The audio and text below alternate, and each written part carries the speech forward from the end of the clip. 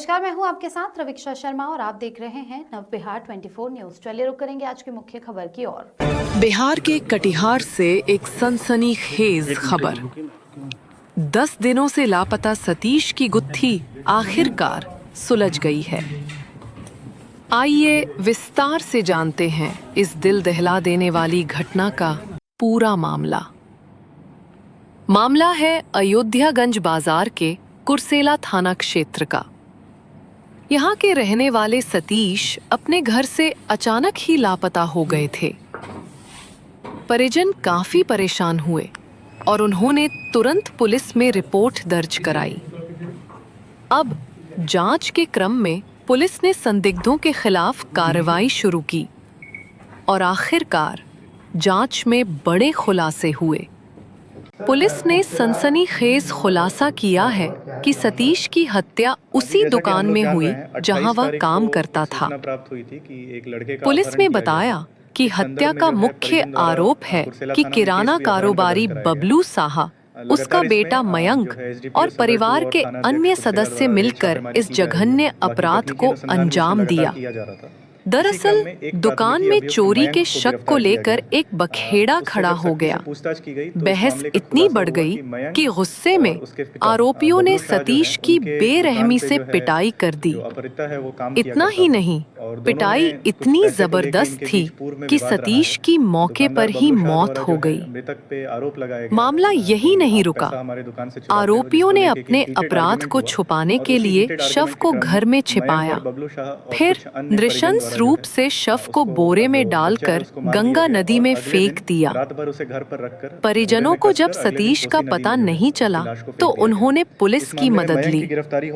जांच के दौरान पुलिस ने बबलू साहा के बेटे मयंक को बबलू शाह की गिरफ्तारी, जो कि मयंक का पिता है, उसकी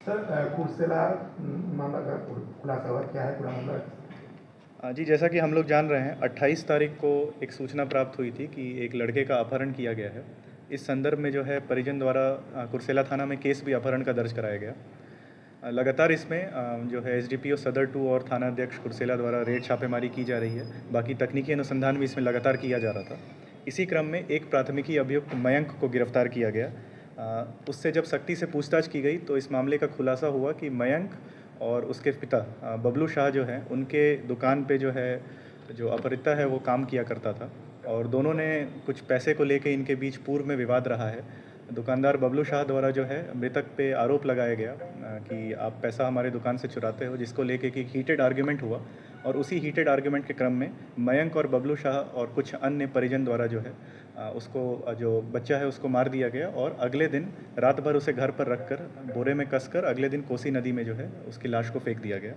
इस मामले में मयंक की गिरफ्तारी हो गई है। साथ ही साथ शंभू शाह, जो कि मयंक का परिजन है, उसकी भी गिरफ्तारी हुई है। इसके अलावा बबलू शाह की गिरफ्तारी, जो कि मयंक का पिता है, उसकी भी रोल रही थी इसमें। उसकी गिरफ्तारी हेतु लगातार रेड छापेमारी की जा रही है और आगे कुछ परिजन का भी नाम इसमें सामने आया है, जो कि कन्फेशन में आया है, जिनके द्वारा कि लाश को छिपाने में, गायब करने में, मारने में सहयोग करना और अगले दिन जो है लाश को कोसी नदी में फेंकने में सहयोग किया गया है। उनकी भी पहचान कर ली गई है, उनकी भी जल्द गिरफ्तारी कर ली जाएगी।